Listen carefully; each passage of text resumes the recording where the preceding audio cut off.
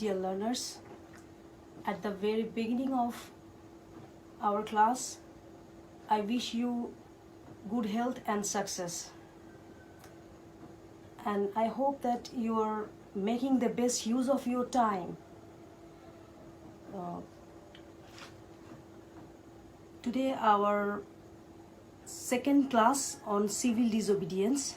As you know that in the previous class I delivered my lecture about the writing style and about the author Henry David Thoreau, who composed the epoch-making essay Civil Disobedience. So today, before starting, I'd like to mention the event that inspired Thoreau to compose Civil Disobedience. In fact, Thoreau built a hut by Walden Pond in 1815, where he decided to live a life of recluse. He didn't pay poll tax for 6 years, and once he went to the town to get his shoes repaired, and then he was caught.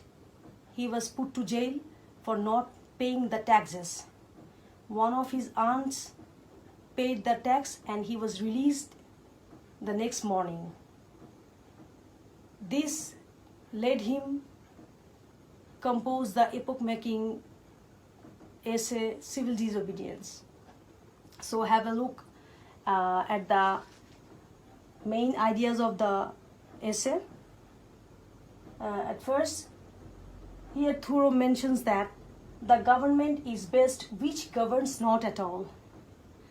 That means in a free democratic society, the government should let the individual or people to enjoy absolute freedom, and it should not interfere with the activities of the citizen.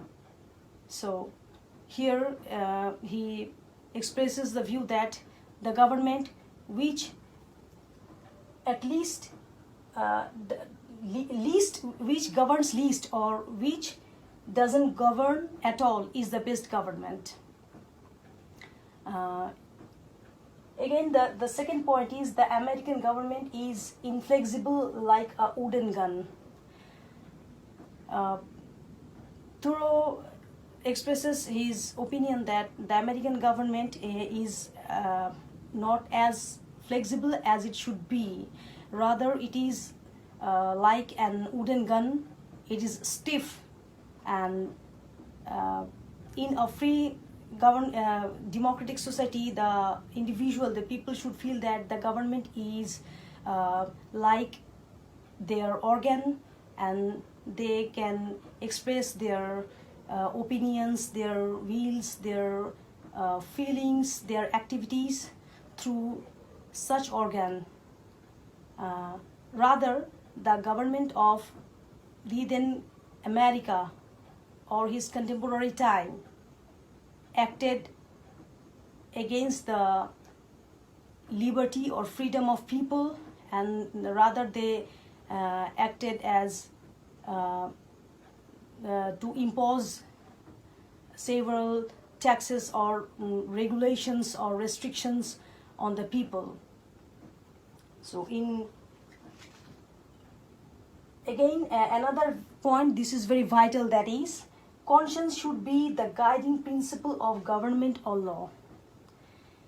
Here he puts emphasis on the conscience of the people. In a free democratic society, a state is run by the majority of the population. But as the majority are permitted to run the state, that doesn't mean it runs the state fairly or according to the rules and regulations. Rather, it has ample power to exercise, and it runs the state because it is physically strongest.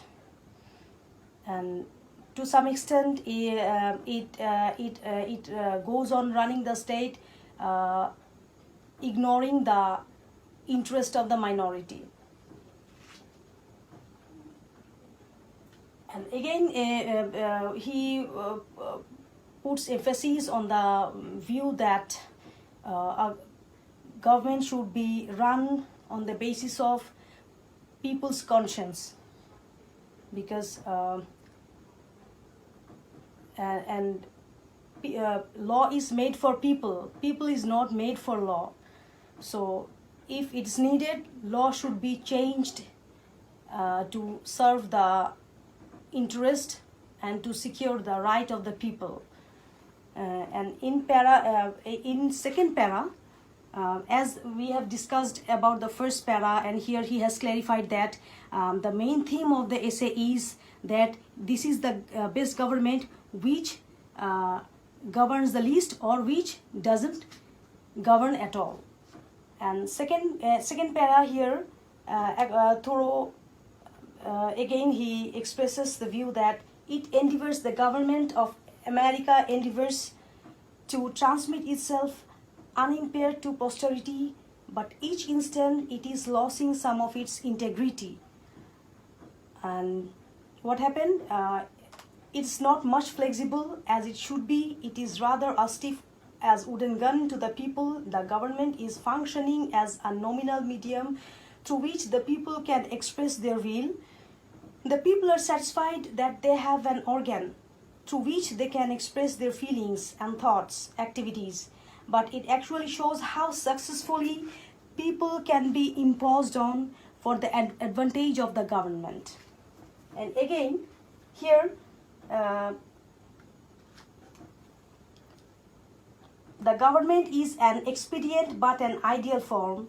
Government should be an expedient to maximum. It should allow individuals to have maximum freedom, freedom of will, freedom of action, freedom of thought. The author wants to speak practically as a citizen that there should be at once a better government than what exists at the moment.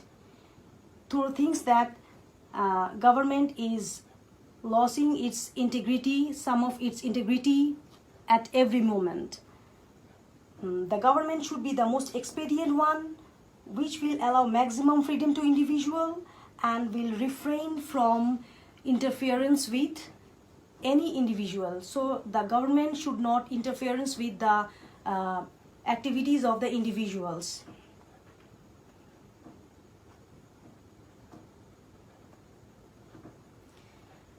And here he has expressed the view that men serve the state as mere machines, and those who serve the state with conscience are treated as enemies. Thoreau is at the opinion that men who serve the state, that means they are militia, the constable, and the standing army, they are regarded as the best citizen, as they do according to the rules and regulations, and they don't put any judgment or conscience.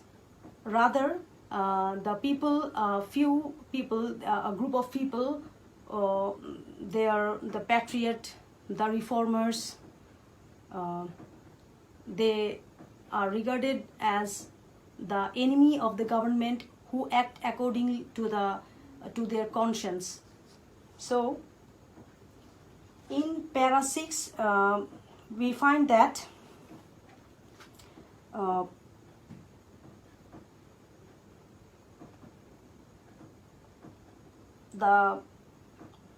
in a democratic state, the power is in the hands of the people. A majority of the people is formed, and the majority continue in their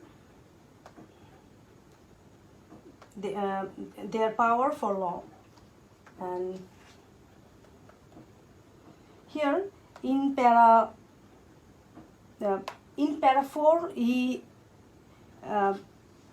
he says, I think we should be men first, then subjects afterwards.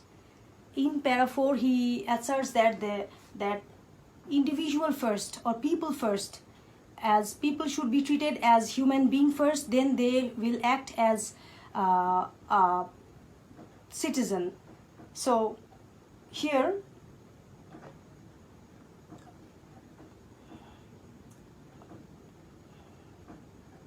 again he speaks about the conscience, the justice, that a state should be run on the basis of conscience and justice.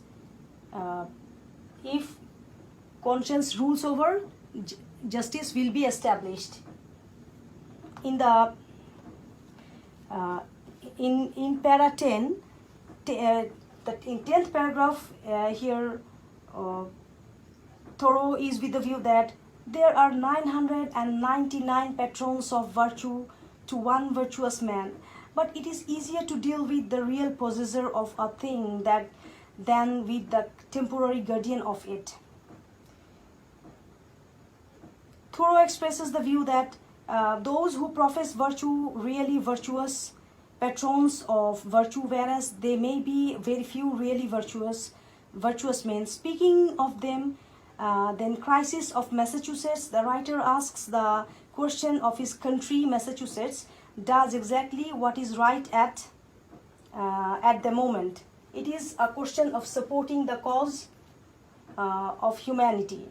The opponents to a reform in Massachusetts, the people who were the opponent to reform, they were not hundreds and thousands of politicians, but they were hundreds and thousands of businessmen, merchants, and farmers who were more interested in making their profit rather than working in favor of humanity. So there are a large number of people who were against the war against Mexico and who were against slavery, and they esteem themselves to be the children of Washington and Franklin, and they express their view that they were against any war against Mexico or against slavery, but they did nothing. They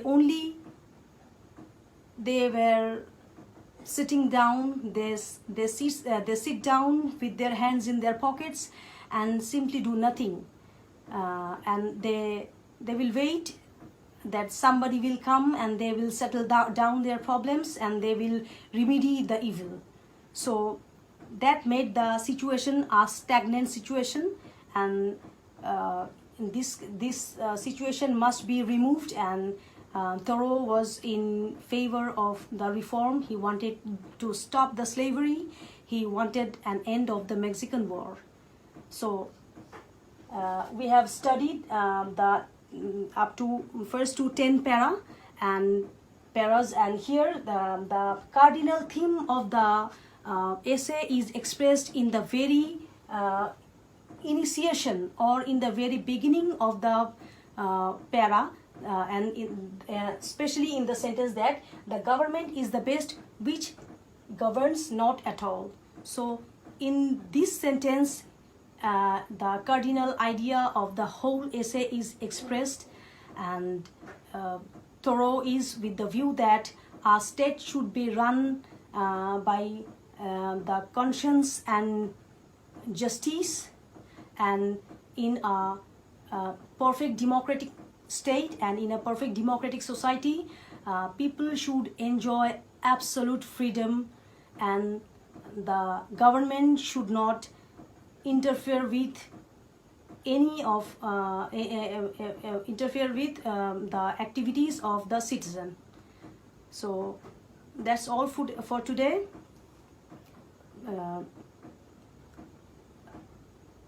As this is an essay, so you have to study in between the lines, because there are so many things, the states, the systems of states of America, the contemporary tendency of contemporary people, what the government or the states were doing, and our writer Thoreau's disagreement to those points. These are to be noted.